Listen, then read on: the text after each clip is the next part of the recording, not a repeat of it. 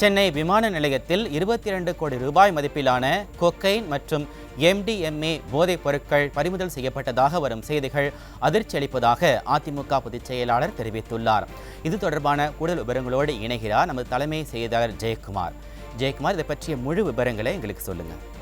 கண்டிப்பாக மணிபாரதி, சென்னை விமான நிலையத்தில் 22 கோடி ரூபாய் மதிப்பிலான கொகைன் மற்றும் MDM போதைப் பொருட்கள் பறிமுதல் செய்யப்பட்டதாக வரக்கூடிய செய்திகள் அதிர்ச்சி அளிப்பதாக அனைத்திந்திய அண்ணா திராவிட முன்னேற்ற கழகத்துடைய பொதுச் செயலாளரும் சட்டமன்ற எதிர்க்கட்சி தலைவரும் முன்னாள் முதலமைச்சருமான புரட்சித் தமிழர் எடப்பாடி கே பழனிசாமி அவர்கள் அதிர்ச்சி அளிப்பதாக தெரிவித்திருக்கிறார். அவர் வெளியிட்டிருக்கக்கூடிய எக்ஸல பதிவில் சென்னை விமான நிலையத்தில் 22 கோடி ரூபாய் மதிப்பிலான கொகைன் மற்றும் MDMA என்று சொல்லப்படுகின்ற போதைப் பொருட்கள் பறிமுதல் செய்யப்பட்டுள்ளதாக வரக்கூடிய செய்திகள் அதிர்ச்சி அளிப்பதாக வேதனை தெரிவித்திருக்கிறார்.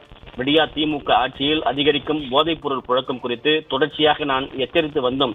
இந்த விடியா திமுக அரசு அதனை தடுத்த எந்த விதமான நடவடிக்கையும் எடுக்கவில்லை என்றும் அவர் தெரிவித்திருக்கிறார். மாறாக திமுக அயலக அணி நிர்வாகியாக இருந்த ஒருவர் சர்வதேச போதைப் பொருள் மாபியாவாக இருந்த செய்தியே வந்து சேர்ந்தது. அதை கூட இவர்கள் பொருட்படுத்தாமல் தொடர்ந்து இதனை கட்டுப்படுத்த எந்த விதமான நடவடிக்கையும் எடுக்கப்படவில்லை என்றும் குறிப்பிட்டிருக்கிறார்.